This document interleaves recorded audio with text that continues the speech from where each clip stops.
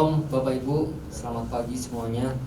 Kita percaya bahwa setiap kita, dimanapun kita berada, kita percaya bahwa Tuhan yang kita sembah, Dia Allah yang tidak pernah meninggalkan setiap kehidupan kita semua. Amin Bapak Ibu. Nah Bapak Ibu, ketika saya atau kita semua menerima pesan Tuhan untuk minggu ini, yaitu pembiaran kecil yang menjadi besar. Nah ketika saya renungkan pesan Tuhan ini Bapak Ibu, seringkali mungkin saya tidak menyadari, mungkin setiap kita Bapak Ibu, kita sebagai orang percaya, kita tidak menyadari bahwa ada satu hal-hal yang tidak berkenan yang harus kita buang dalam hidup kita. Maksudnya jangan dibiarkan begitu saja. Maksudnya jangan diabaikan begitu saja. Nah mungkin itu tanpa kita sadari, tetapi ketika saya menerima pesan Tuhan ini, betul juga, kita harus mengoreksi setiap hidup kita masing-masing Bapak Ibu, termasuk saya juga. Nah, pembiaran kecil yang menjadi besar. 2 Samuel 11 ayat yang ke-6. 2 Samuel 11 ayat yang ke-6. Lalu Daud menyuruh orang kepada Yoab mengatakan, "Suruhlah Uria orang Het itu datang kepadaku." Maka Yoab menyuruh Uria menghadap Daud.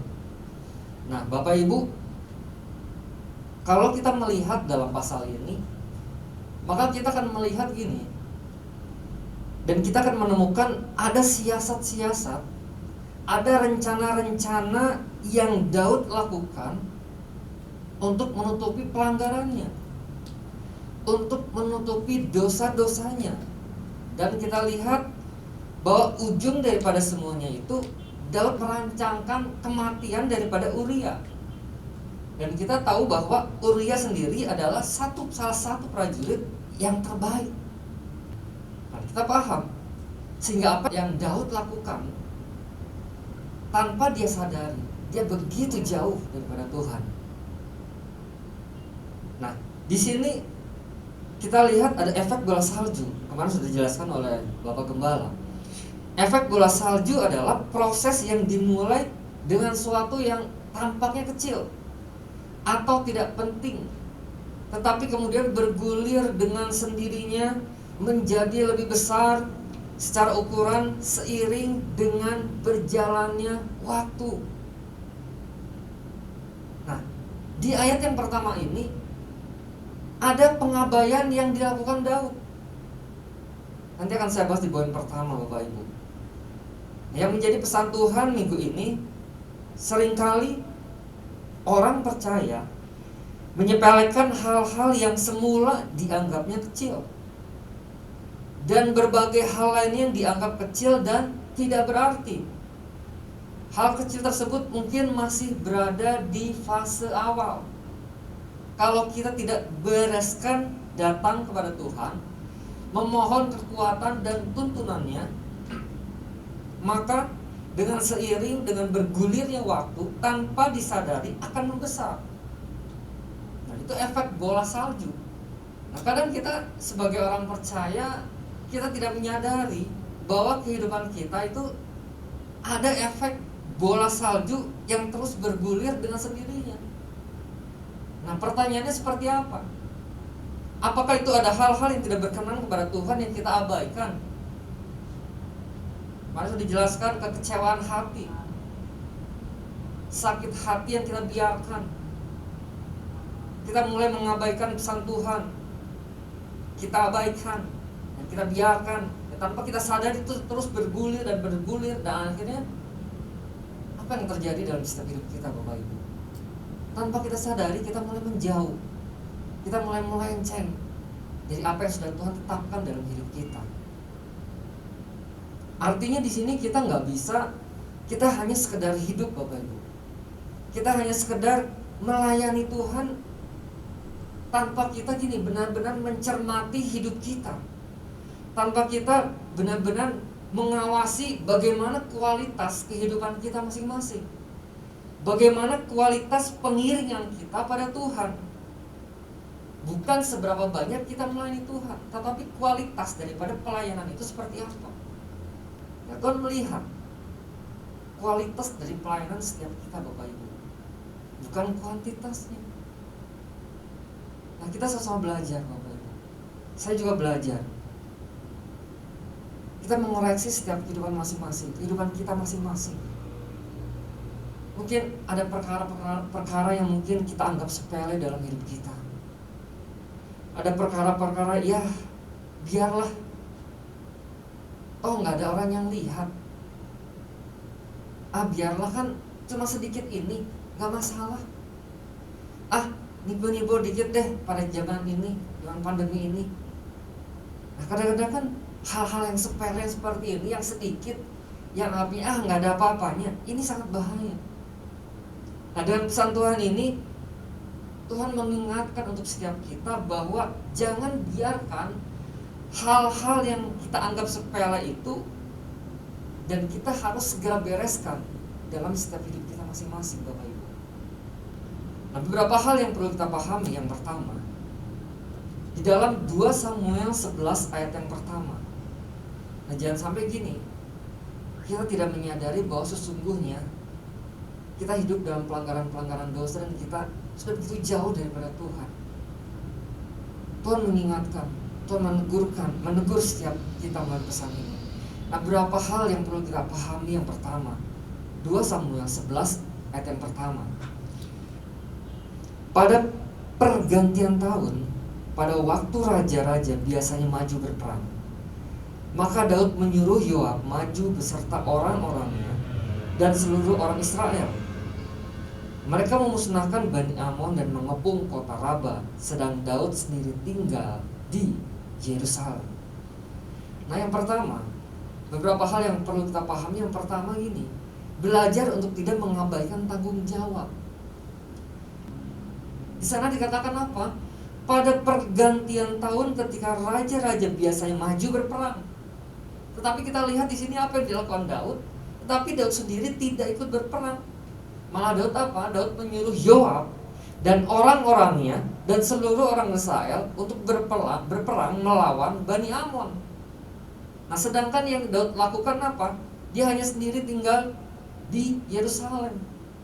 Nah, kita lihat yang dilakukan Daud adalah ini kan di luar kebiasaannya. Sehingga gini, hal yang seperti inilah yang menjadi awal kejatuhannya.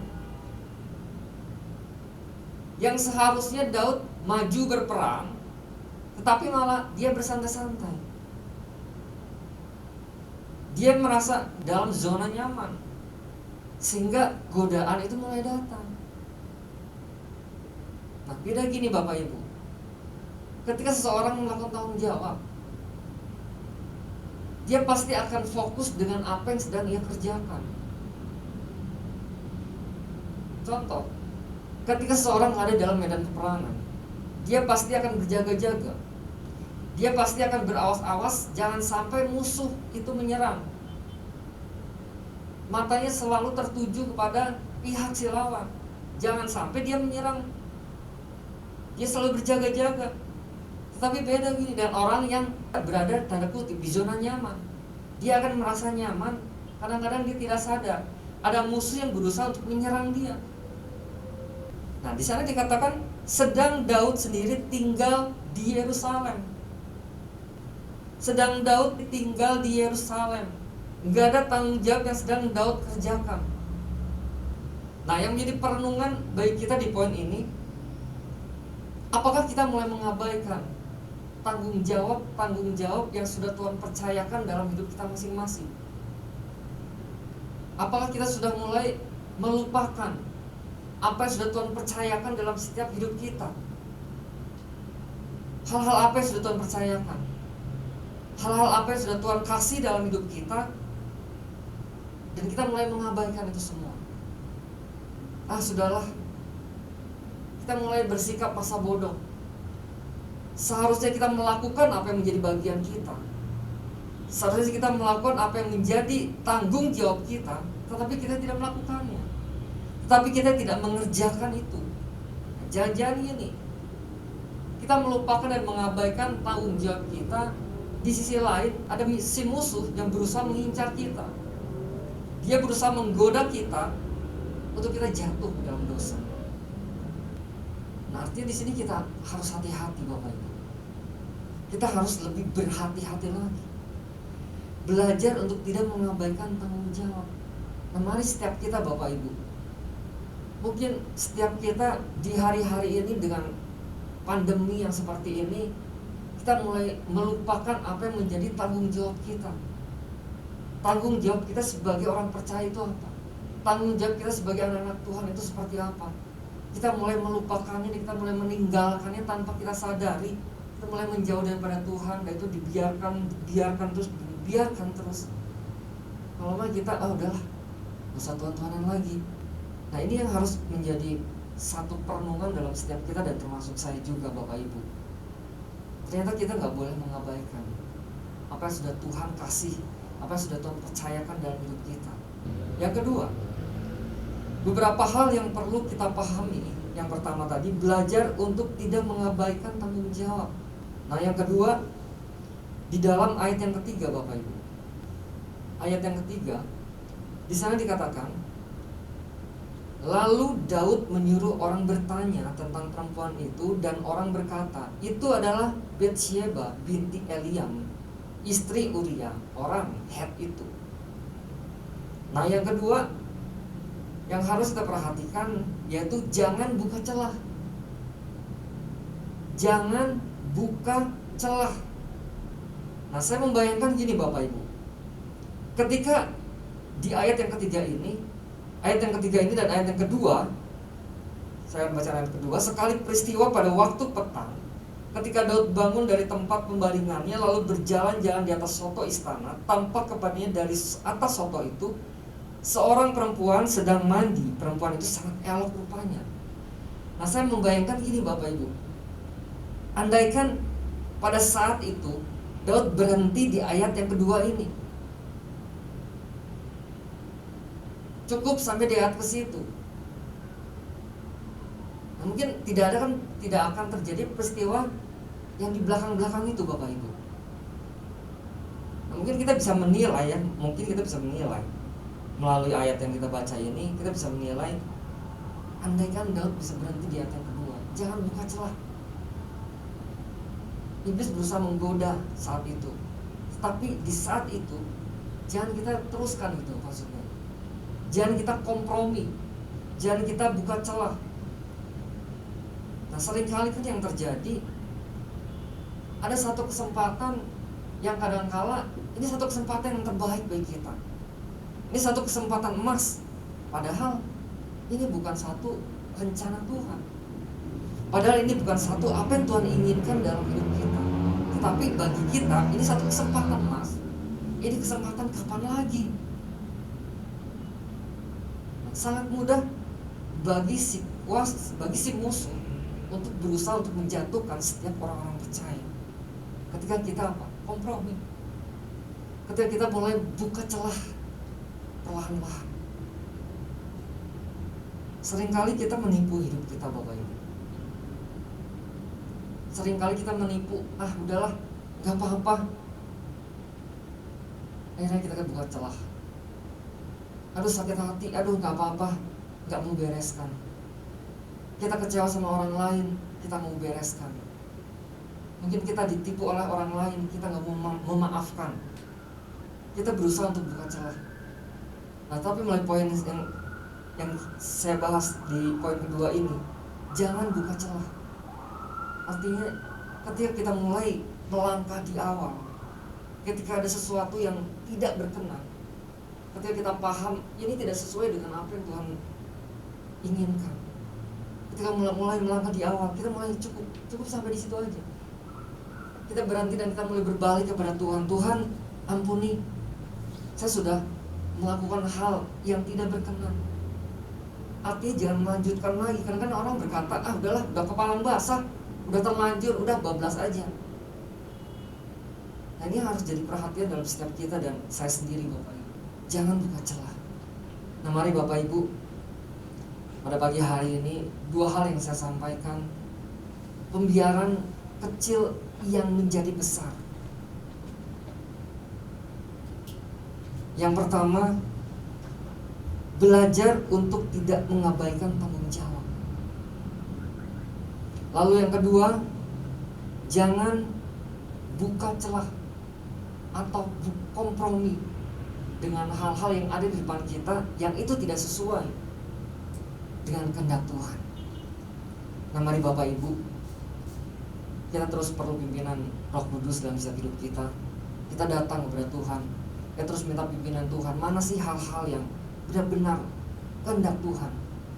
Mana hal-hal yang harus kita bereskan, segera bereskan dalam hidup kita. Jangan sampai gini, menjadi suatu bola salju, efek bola salju dalam hidup kita, dan itu akan menjadi efek dalam setiap hidup kita masing-masing. Nah, mari Bapak Ibu, kita terus maju di dalam Tuhan, untuk kita terus datang kepada Tuhan dan mendengar terus apa yang menjadi pesan Tuhan dalam setiap hidup kita. Tuhan Yesus memberkati.